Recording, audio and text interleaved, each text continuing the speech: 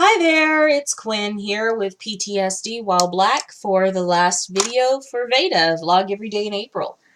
Um, and I'm gonna see if I can talk about this without getting too triggered, and if I get too triggered, I'll stop.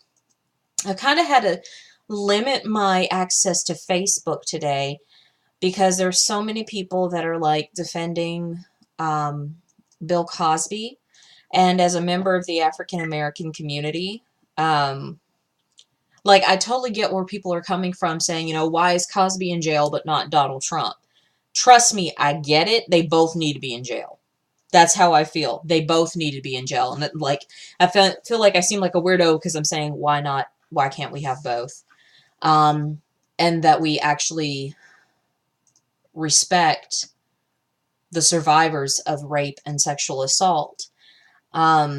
I'm like looking at the debates back and forth, and I'm like, you know what? I can't live in timelines. And I recognized that I was getting triggered today, and I was shutting down my real feelings. I was shutting down what I felt about all this stuff.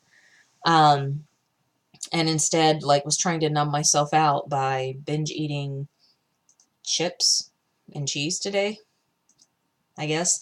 Had more than I'd care to. But anyhow, like, I was just recognizing I could see the pain too from other women who are survivors of assault saying that, oh, the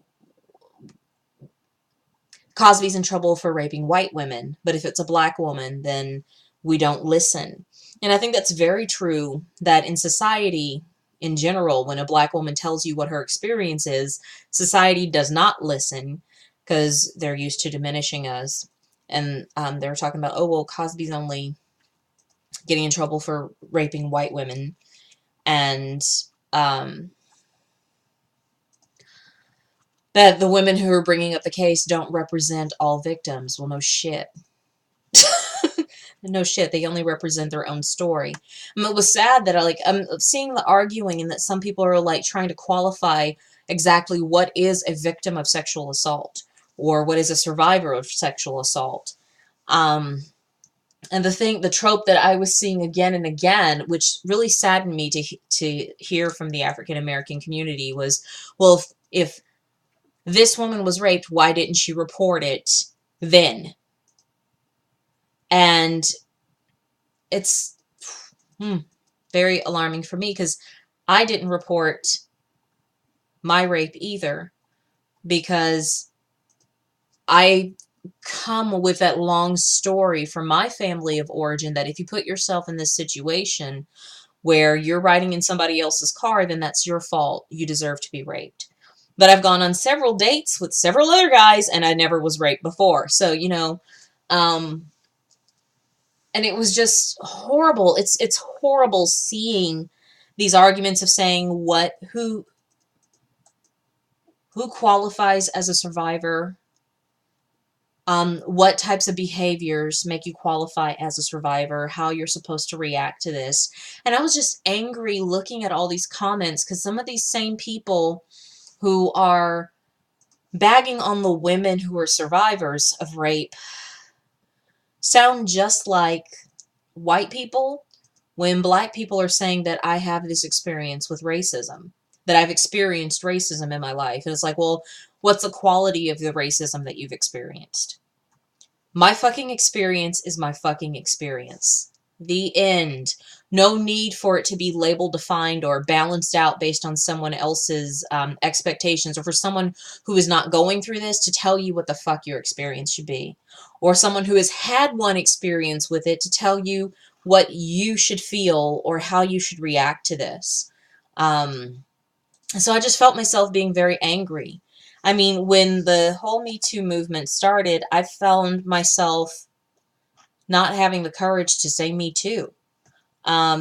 Because do I really want to re-trigger myself? And it's very interesting. I'm not going to trigger myself with that. I'm not going to go into that story. But it's ridiculous as to how we're going to tell someone what their experience is and what qualifies as the experience of someone who's a survivor of rape and what behavior one should have as a survivor of rape. Um, when there are countless numbers of ways to react to trauma, and that not everyone has the exact same experience with trauma. I've come to accept this.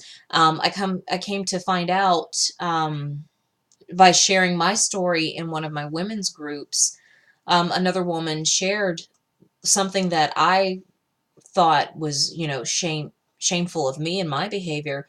She's like, I married my attacker. I married my attacker. After he hurt me, I married my attacker. And society doesn't get that how someone responding to a trauma may think, well, okay, well, this is, I have to comply in order to keep myself safe further, or to try to look like the good person. That was me. I invited my attacker to meet my friends. I invited this person into other spaces. I tried to normalize my experience, as if, okay, to pull myself up by the bootstraps and to put my big girl panties on and go, okay, you've gotten yourself in a very difficult situation and this is your fault, so you're going to make the best of this situation. And I really let myself down in doing that. Um,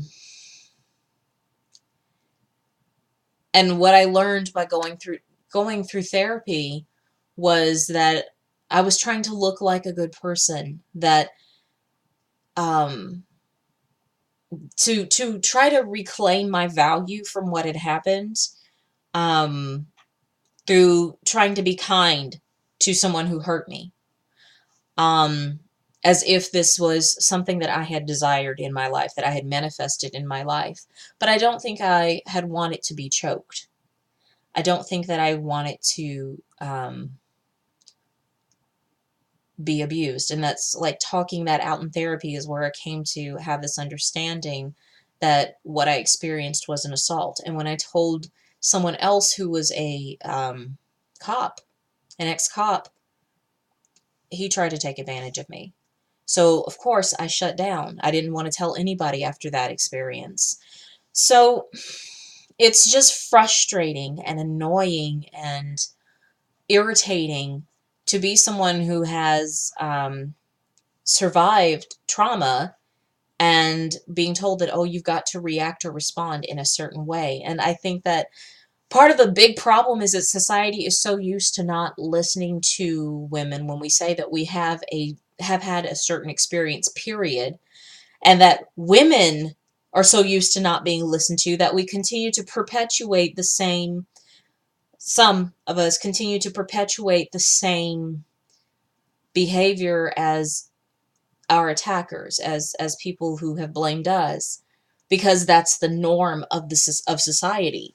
And that's what's the most frustrating, is that someone who could be made susceptible to this type of behavior is trying to position for power like crabs in a bucket, um, by upholding the same system that fucks us all.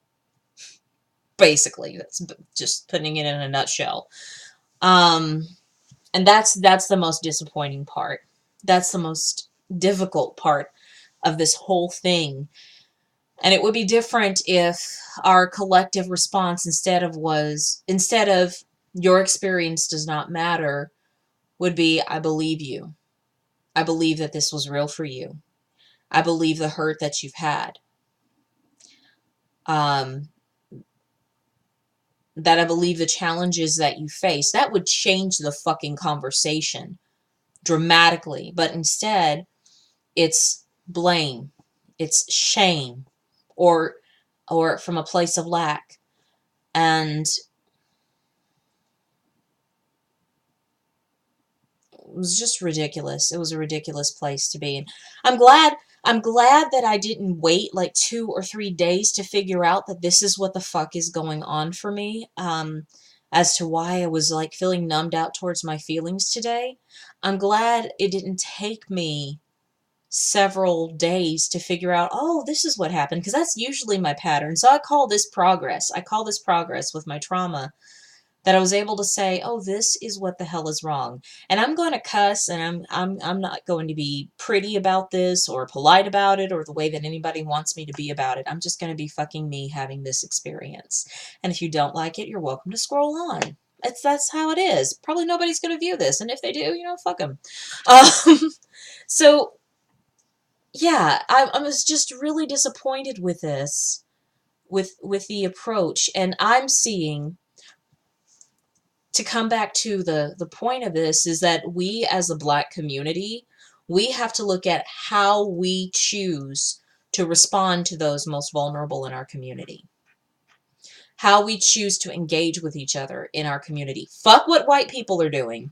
Fuck that, oh, Me Too didn't matter until white women got involved, or Cosby didn't get caught until white women started complaining about him. Fuck that.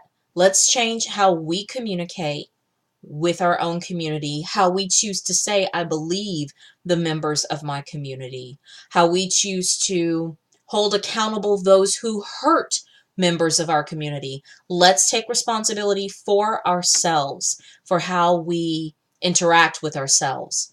Not the crap of, oh, take some personal responsibility bullshit. No, that we as a community, we take responsibility and change how we choose to engage. We can either be like the oppressors and continue the cycle of oppression, or we can look at these very hurtful areas and acknowledge that this fucking hurt happened. This hurt should not happen. And this is what we're going to do about this hurt happening. That's what I would appreciate.